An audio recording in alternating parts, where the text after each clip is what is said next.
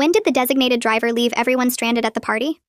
Annie had been our designated driver since freshman year, never touched a drop of alcohol, always got us home safe no matter how messy things got. Every weekend for 4 years, her Prius was basically campus's free drunk shuttle. She'd even installed plastic seat covers because of how often people puked. That was just Annie. Always prepared, reliable, always there. I'd personally watched her save at least a dozen people from disaster. When my roommate Mike overdosed on Molly at that warehouse party, Annie recognized the signs and rushed him to the ER while we were all still arguing about whether he was just really high. She literally held his airways open in the back seat while driving with one hand. He's alive because of her. Or the time Jessica was about to go home with that senior who had multiple accusations. Annie pretended to be Jessica's angry ex and caused a whole scene to extract her. Jessica was too drunk to understand what was happening, kept calling Annie a cock-blocking bitch, but Annie just absorbed it and got her home safe.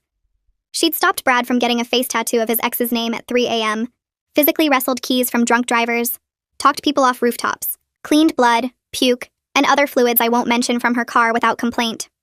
Once she literally fought off a guy who was following drunk Sarah to her car. Got a black eye for it. Still showed up the next weekend to drive us.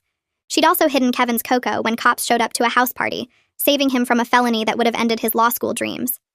Held Anne's hair during her alcohol poisoning, monitoring her breathing for 6 hours straight instead of sleeping.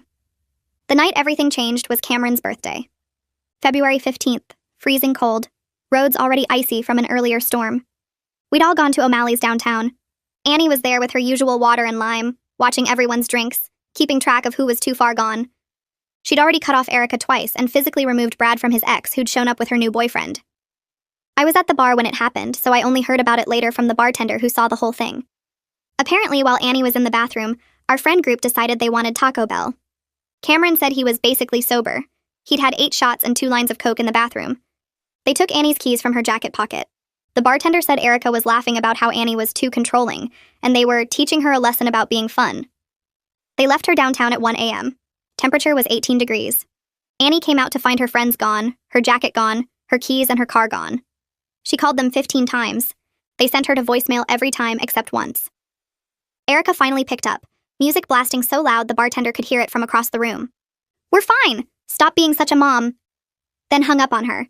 Annie was stranded in this club downtown, alone, at the worst possible time. No buses. They'd stopped at midnight. Not enough cash for the 30-mile Uber home. The bartender said she sat at the bar for an hour trying to reach anyone else for help. Nobody answered.